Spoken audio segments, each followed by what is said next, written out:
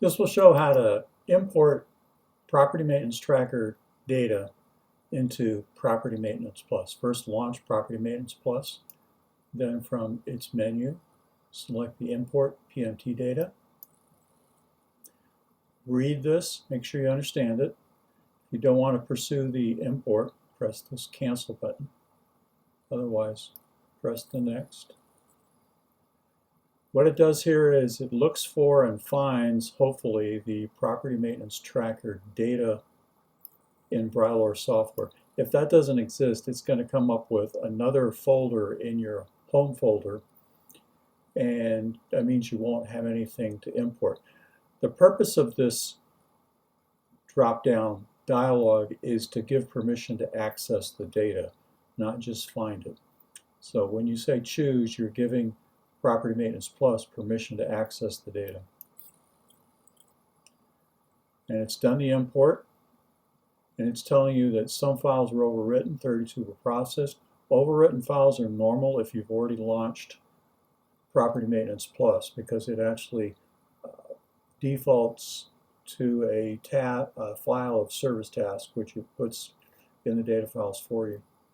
So that's what this button explains. You just click that to end. You're now imported. You're all done as far as the import is concerned. However, there's a couple of cleanup items that you still need to do. And if you're not following along with the help, you should be selecting it from this menu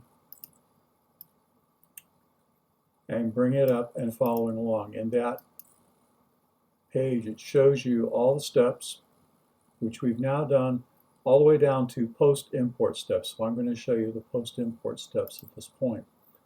And what you do is you have to add owners for Property Maintenance Plus, and owners own property. So we only brought one property over. That's something we just called home.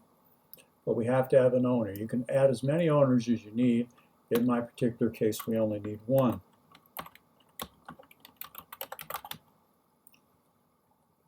So there's the one owner added.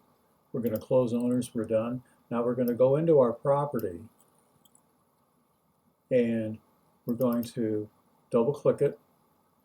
And right here, we need to add the owner to the property. In other words, we need to say this property is owned by B&L Stevens. And we have to hit change, and that's going to change the property so that it's linked to the owner.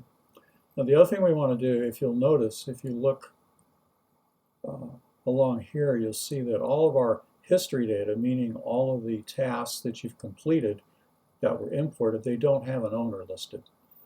And that's because all you've done is associate the owner with the property. We haven't updated all the history data. So to do that, there's one more step to do. What you do is you double click your property, and then you click this button here. It says Update History.